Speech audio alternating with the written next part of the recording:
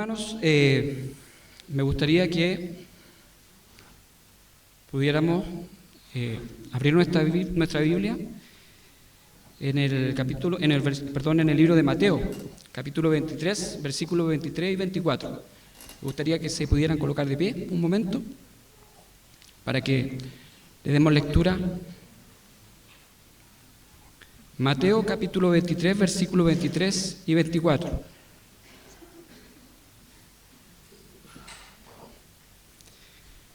Y dice así,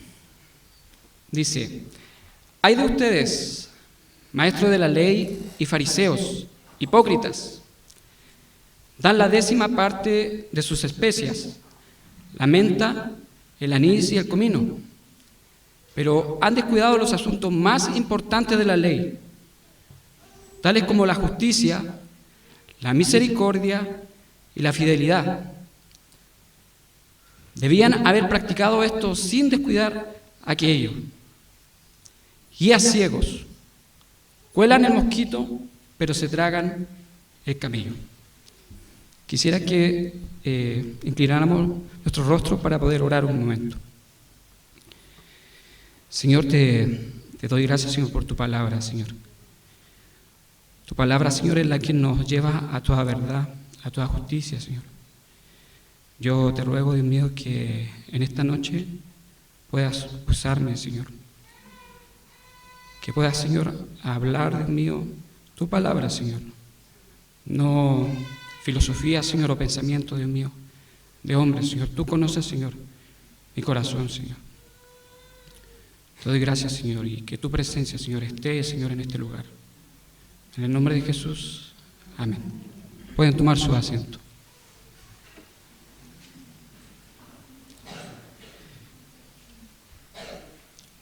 Muchos de los que estamos aquí podemos pensar que Jesús está tratando a lo mejor el tema del diezmo, que en el día de hoy es un tema que en redes sociales entre creyentes se discute bastante, tratando de ver quién tiene la razón, y se ocupan textos sacados muchas veces para dar fundamento y razonamiento a de quién tiene la razón. Pero si observamos el contexto, vemos que la intención es absolutamente otra. Vemos que el Señor Jesucristo no estaba enseñando acerca del diezmo, sino acerca de los falsos líderes y maestros de aquel tiempo. De allí podemos ver características permanentes que hemos estado viendo durante la serie que se está dando, que en nombre de Dios desvían a la gente en verdad, en doctrina y práctica. Una vez más podemos ver palabras duras del Señor Jesucristo por la imprudencia de ellos al invertir las prioridades. Una de las características de los falsos maestros es que tuercen las prioridades. Lo más importante lo dejan de lado y dan más importancia a lo insignificante. Enfatizan cosas secundarias y no necesariamente prescritas por la ley. Ese es el tema en cuestión que aquí se menciona. El tema del diezmo es incidental y no central. Por eso, hermanos, es necesario que podamos ver siempre la idea central del pasaje cuando vayamos a la Biblia. ¿De qué está hablando el autor? Ver por qué lo está relatando. De lo contrario, podemos caer en torcer la interpretación de la Escritura, que era lo que hacían estos falsos maestros, torcer la Escritura. Por eso debemos tener mucho cuidado. Cosas importantes va a decir el Señor Jesucristo. En primer lugar, que los falsos maestros, falsos líderes espirituales invierten el orden de las prioridades, de tal manera que lo que está al final lo colocan en primer lugar. La ley de Moisés decía en Levíticos 27:30, decía: el diezmo de todo producto del campo, ya sea grano de los sembrados o fruto de los árboles, pertenecen al Señor, pues le está consagrado. Allí claramente está establecido que sí había un orden en la ley de Moisés de dar el diezmo. Deuteronomios 14:22 dice: cada año, sin falta, apartarás la 10ª parte de todo lo que produzcan tus campos. Sin falta, cada israelita tenía que dar de todo lo que le producía la tierra. Esencialmente el diezmo en el Antiguo Testamento tenía que ver con eso, no tenía que ver con dinero, sino que con las cosas que producía la tierra, y como una acción de gratitud ellos lo daban. También establecía en qué se invertiría el diezmo. Pero ¿dónde y cómo se invertirían? Bueno, por ejemplo, proveyendo para los levitas, quienes eran los que servían en el tabernáculo en el desierto. También cuando Salomón construyó el templo de los sacerdotes, ellos también debían abastecerse de lo necesario para sus necesidades básicas. También para financiar la teocracia en Israel, en general para el funcionamiento de la monarquía de Israel.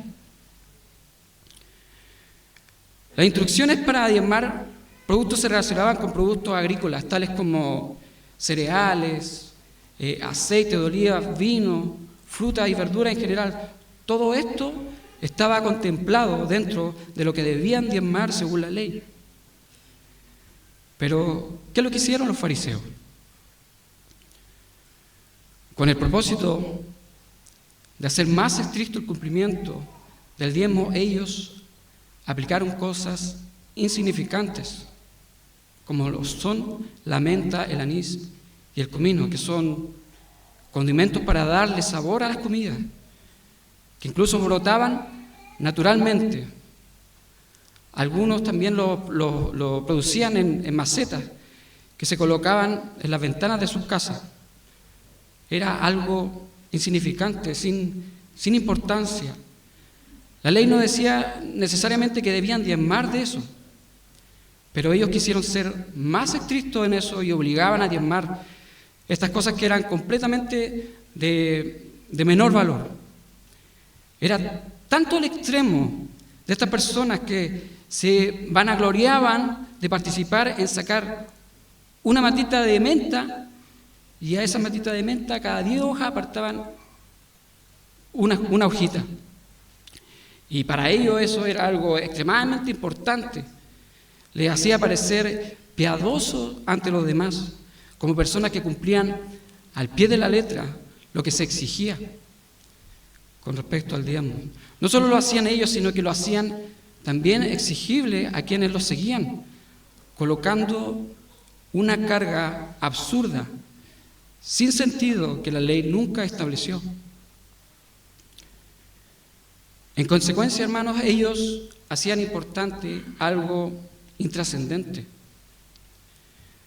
Ahora, eso también se da hoy en día en aquello en que en forma legalista hoy en día colocan en alto lo que el hombre debe hacer para agradar a Dios en lugar de lo que Cristo hizo para agradar al Padre, para que nosotros podamos ser aceptos en su presencia.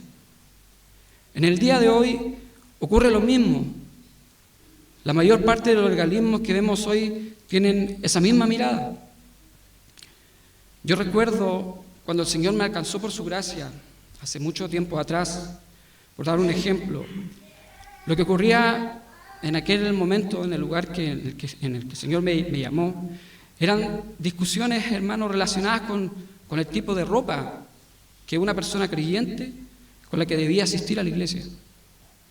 Cosas relativas, cosas de tipo externas que no tenían mayor importancia, pero sí se destacaban mucho. Y ojo con esto, porque es importante, ya que los falsos maestros siempre están buscando los detalles, dejando de lado las cosas que realmente importan. El falso maestro pone a Dios de lado, dejando al hombre en el centro, porque el énfasis es lo que tú haces, es lo que el hombre hace. Eso es lo que te hace acepto a Dios, o sea, las obras. tu capacidad de poder agradar a Dios. Cuando el Evangelio es todo lo contrario, es lo que Dios hizo en Cristo para poder agradar al Padre y salvarnos a nosotros. El falso maestro exige que sus seguidores crean que son los protagonistas y no Dios.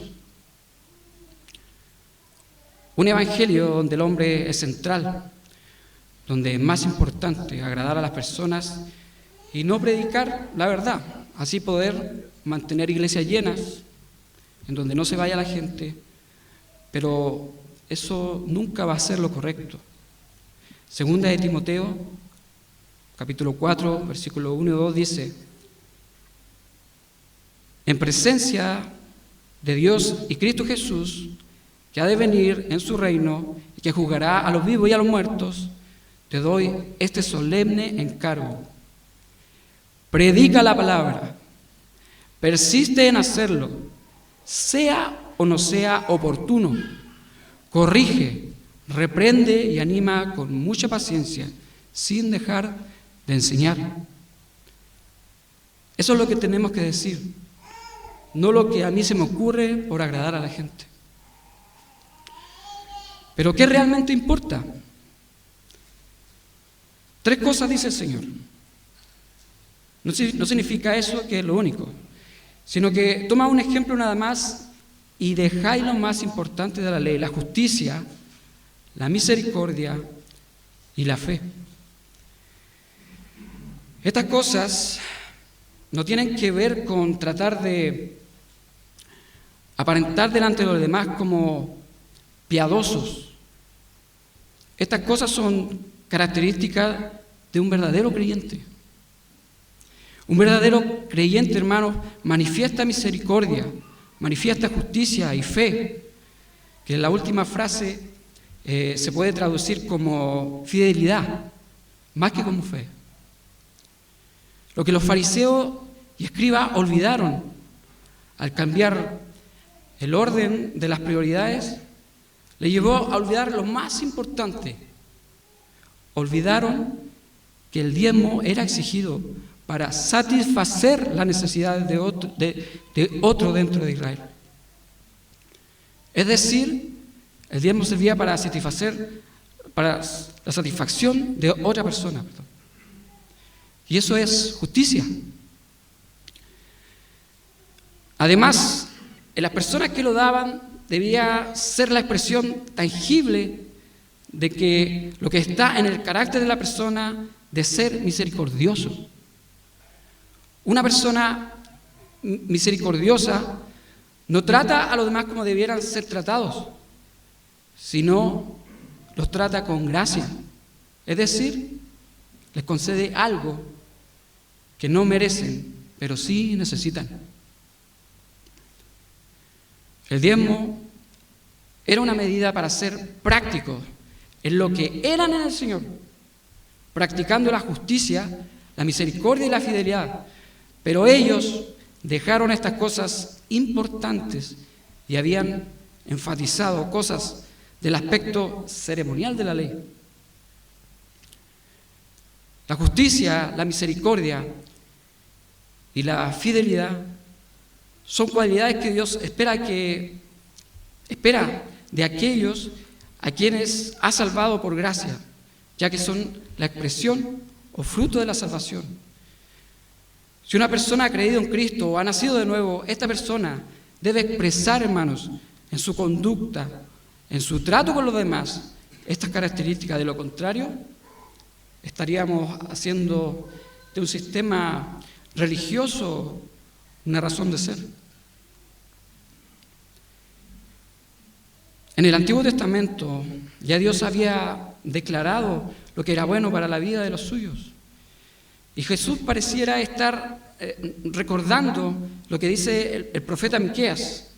Aquí en Miqueas capítulo 6, versículo 8, el Señor le dice lo que Dios pide a los suyos: hacer justicia, amar misericordia y humillarte ante Dios. Las 3 cosas, lo último tiene que ver con la fe, pero mejor veamos el contexto, porque el contexto nos va a ayudar a mejor entender qué es lo que critica el el profeta enviado por Dios. Miqueas 6 al 8 dice: ¿con qué me presentaré al Señor y me postraré ante Dios el Altísimo? ¿Podré presentarme con holocaustos o con becerros de un año? ¿Se complacerá el Señor con miles de carneros o con 10,000 arroyos de aceite? ¿Ofreceré a mi primogénito por mi delito, al fruto de mis entrañas por mi pecado? Él te ha mostrado, oh mortal, lo que es bueno. ¿Y qué es lo que espera de ti el Señor? Practica la justicia, amar la misericordia y caminar humildemente ante tu Dios. Podemos ver el aspecto ceremonial en el versículo 6 y 7. ¿Podré presentarme con holocaustos? ¿Se complacerá el Señor con miles de carneros? ¿Ofreceré a mi primogénito por mi delito o fruto de mis entrañas por mi pecado? Realmente tengo que hacer tantas cosas y cumplir ceremonialmente con algo externamente sin tener las cualidades que menciona después a continuación en el versículo 8. Él te ha mostrado, mortal, lo que es bueno. ¿Y qué es lo que espera el Señor de ti? Practica la justicia, amar la misericordia y caminar humildemente ante tu Dios. Eso es lo realmente importante. Una persona que tiene una relación genuina con Dios muestra un corazón cambiado y manifiesta estas cualidades que son de característica en su relación con Dios.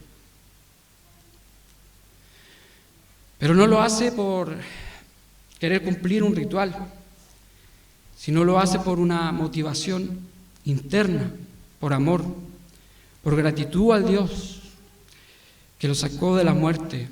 ¿Quién me sacó de la muerte? A la vida eterna. Y notemos que cuando sucede esto, ¿quién pasa a estar en el centro? El Señor.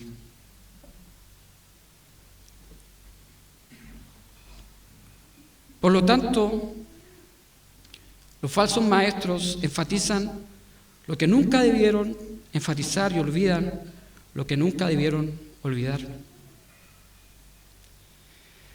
El carácter es más importante que preceptos creados por el hombre o añadidos a la ley. Es peligroso no solo añadir a la palabra de Dios, sino también hacer exigible algo que Dios nunca hizo exigible y dejar de lado lo que Dios sí hizo exigible. Eso es peligroso. La acusación de Jesús, que dejaba las cosas más importantes de la ley, es significativa. La primera de estas cosas era la justicia, entendida aquí como el trato justo y adecuado con el prójimo. Pero, ¿cómo una persona puede actuar justamente con su prójimo? ¿Qué es lo que tiene que pasar para que suceda eso? ¿Qué es lo que necesitamos? Necesitamos que alguien nos justifique primero. Es por eso que el Señor dice en las bienaventuranzas: bienaventurados los que tienen hambre y sed de justicia. Hermanos, esos que tienen hambre y sed de justicia son los mismos pobres en espíritu, de los cuales es el reino de los cielos. Esos que tienen hambre y sed de justicia serán saciados, dice la palabra. Pero, ¿cómo tenemos hambre y sed de justicia si nadie desea a Dios? Nadie busca a Dios. Lo que dice Pablo en Romanos capítulo 3, versículo 10 en adelante. ¿Cómo? Bueno, por la obra de Dios. Por la obra de Dios en nosotros. Cuando Dios obra en nosotros y nos da un nuevo corazón, Dios coloca un sentido de justicia y de esa manera nuestra práctica es consistente con aquello. Pero aquellos que aparentan ser creyentes, que aparentan ser líderes espirituales, y que tuercen la Escritura no han sido justificados. Y si no han sido justificados, nunca mostrarán un carácter de justicia hacia los demás. Porque los fariseos, hermanos, y los escribas oprimían a la gente y cometían injusticias. Recordemos que Jesús había denunciado estos falsos porque se aprovechaban de las viudas, ¿lo recuerdan? Para enriquecerse ellos mismos. ¿Eso cómo se llama? Injusticia. Por tanto, la acusación de que habían olvidado lo más importante de la ley, en primer lugar, la justicia, era apropiada, ya que es algo práctico esto, y no es solo teología, no es algo teológico solamente. Lo otro que habían dejado de lado era la misericordia. Estaban tan empeñados en despreciar a aquellos que no medían según su forma de medir las cosas. Eran pecadores y debían ser condenados. Por ejemplo, si vemos el contexto de lo que leímos, una de las expresiones que se repetían una y otra vez eran publicanos, pecadores. Publicanos, pecadores. Esas eran las palabras que estaban en la boca de los fariseos. Todo el tiempo los fariseos odiaban al publicano y a toda persona que aparecía en una condición inmoral delante de ellos. Lo que menos tenían era misericordia. Y misericordia, ¿qué es lo que era? Es no recibir lo que merezco. Hermano, ¿Dios ha actuado con misericordia en nosotros? ¿Dios ha sido misericordioso con usted? Así es. La cruz de Cristo nos da un ejemplo perfecto de la misericordia. Ya que no recibimos lo que merecíamos, la condenación eterna, pero alguien en mi lugar lo sufrió. Sufrió lo que nosotros merecíamos. Es por eso que Él nos concede misericordia y nos mira con compasión. Ahora sí, si nosotros lo hemos entendido, podemos ver que no solo es algo teórico, sino algo práctico. El tratar a la gente en cualquier lugar, entendiendo lo que hemos recibido de parte del Señor, nos lleva a tratar a las personas con misericordia. Ahora, ojo con esto. La misericordia no es hacer vista gorda del pecado. En la cruz, Cristo murió en nuestro lugar y Él pagó lo que nosotros no podíamos pagar. De tal manera que la misericordia costó el precio de la sangre del Hijo de Dios. Pero los fariseos miraban a los publicanos y rameras pensando: estas personas no tienen vuelta atrás.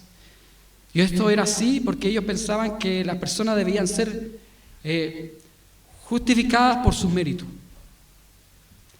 Y estas personas no tenían ninguno. Los publicanos, ¿qué es lo que hacían? Estafaban a su propia gente. Las prostitutas tenían una conducta inmoral. Entonces, ninguno que estaba fuera del círculo de los fariseos tenía la capacidad de poder ser justificado por sus obras meritorias, porque no las tenían. Por tanto, eran insensibles a quienes necesitaban ser amados por su condición. Tenemos el ejemplo de cuando Jesús sanó al ciego de nacimiento, ¿lo recuerdan? A ellos le importó nada eso, que el hombre recibiera la bendición del Señor y fuera sanado en ese momento de poder ver. A ellos, ¿en qué estaban interesados? Ellos estaban juzgando que lo que había hecho el día de reposo Es decir, una característica por las que se destacaban era de que no tenían misericordia. Hermano, ese estilo de vida que tenían ellos, donde no tenían ninguna misericordia, ese estilo de vida es el que debemos evitar. A veces pareciera que estuviéramos tan lejos de eso, pero no es así. Mostrar misericordia es parecerse a Dios. La tercera acusación es que dejaron la fe. Para el caso de una mejor traducción sería fidelidad, puesto que no habla de la fe salvadora, sino de la conformidad a la voluntad de Dios. Esta cualidad de someterse a Dios, de humillarte ante tu Dios, es también ver a los demás a través de los ojos de Dios. Es decir, miramos a las demás personas como Dios las ve y no como nosotros las queremos ver. Cuesta, hermano. Esas tres cualidades son producto de una verdadera relación con Dios. Pero es imposible que aquellos falsos maestros hayan abrazado la fe verdadera. Por lo tanto, ellos no podían manifestar justicia, misericordia y fidelidad. Pero es necesario y parte de la vida de un verdadero creyente manifestarlo.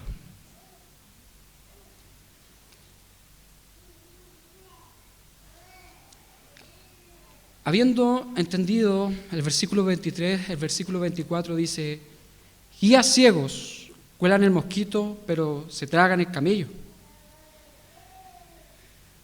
Por medio de esta ilustración gráfica, el Señor mostró el meollo del problema. El camello y el mosquito eran los animales más grandes y más pequeños, que eran ceremonialmente más inmundos según la ley. Y por eso el Señor eligió a estos dos. ¿Qué hacían los fariseos? Los fariseos, ellos cuando bebían vino, lo pasaban por una tela, porque no querían que un mosquito muy pequeño cayera al vino. Y ellos por accidente se lo tomaran y quedaran inmundos.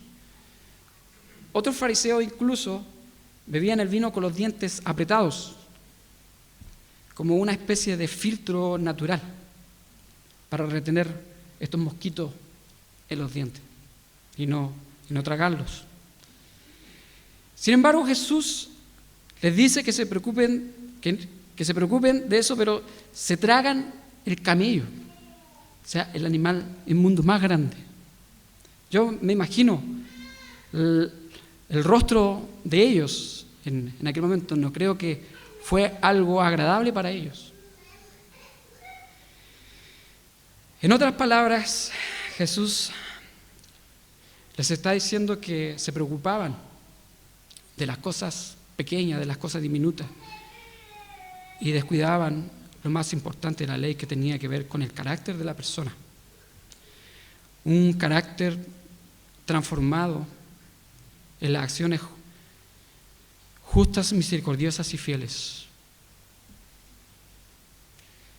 Sin embargo, ellos colaban del mosquito y exigían diezmar de plantas insignificantes y dejaban las cosas esenciales de lado.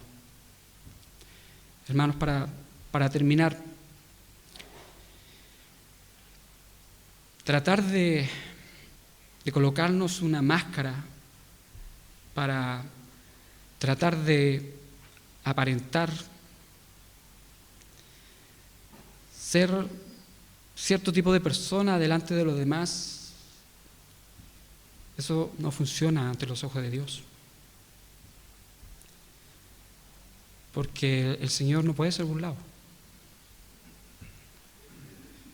¿A dónde escaparemos de su mirada? Yo a lo mejor no conozco lo que pasa en tu corazón. O a veces ni siquiera en mi corazón. Pero el Señor conoce lo que pasa en nuestros corazones. Lo que debe quedar en nuestra conciencia y corazones, hermanos, es la necesidad de poder profundizar en esa relación interna con Dios, y que esa relación interna se manifieste en amor, pero en amor hacia los demás,